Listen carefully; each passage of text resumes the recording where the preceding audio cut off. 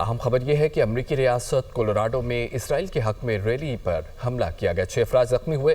जख्मी होने वालों की उम्र 60 से 88 साल के दरमियान है। हमले के बाद एक शख्स को गिरफ्तार कर लिया गया।